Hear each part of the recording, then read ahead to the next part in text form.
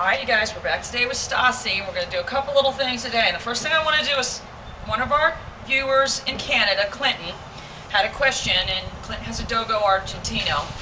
And he wanted to know what were the signs to look for if you were using too much nick or too high. And that was a very good question, Clinton. And what I wanted to stress to everybody is, when we initially introduce the collar, we only want to use the collar for one behavior at a time. Resist any temptation to use the collar to correct unwanted behavior, like the jumping on the counter or whatever, until the dog is fully conditioned with the collar and fully understands what you want it to do with the collar, or they are going to get confused. If this nick is just coming from here, it's coming from there. So in the beginning, and I don't know if you bought the ebook, Clinton, but if not, I think you should get the ebook. You only want to use the collar to get the dog to come to you, and do the walking. Go back and look at some of the videos introducing the collar. Start out with that, but only use the nick and the pager to get the dog to come to you in the beginning. If it jumps up on the counter, try to just ignore that for now. Until the dog is fully conditioned with the collar, you don't want to use the collar to correct the dog. And even then, once we have the dog fully conditioned with the collar, we want to use 95% of the collar to use to reinforce commands that the dog knows, and then maybe 5% to correct unwanted behavior. Even in some dogs, 99%, and 1% using it for correction. So, and also you want to think of using the collar. I will tell you, generally speaking, we are using the nick at the very most 10% of the time, and using the pager the rest of the time. There may be some stages in the training where you may actually be using it up to 25% of the time, but there would never even be a case where you're using the nick half the time and the pager half the time. You want to link the nick and the pager together, and that's going to really reduce the stress in the dog. If you just had a conventional electronic collar, you only have one option, one trick pony. You can only use the stimulus to communicate with the dog. So that's what we don't want.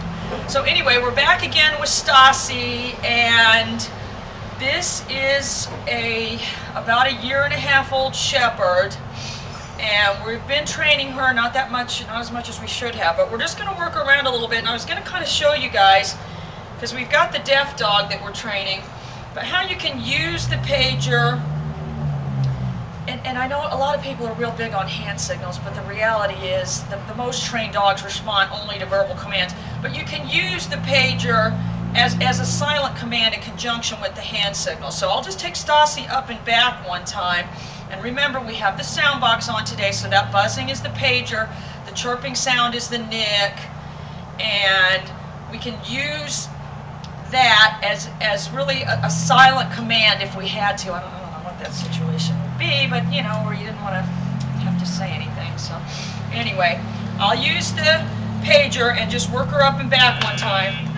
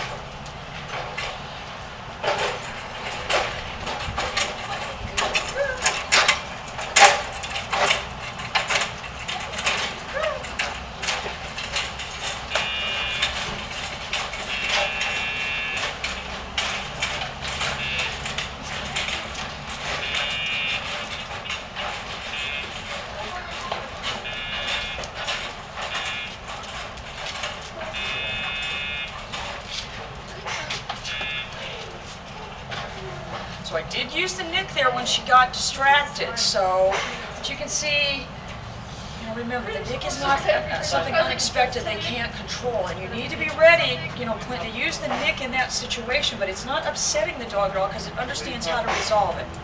Anyway, you guys, we're going to keep working on her. If anybody else has any questions, please email me, because we still have questions here. Bye, you guys.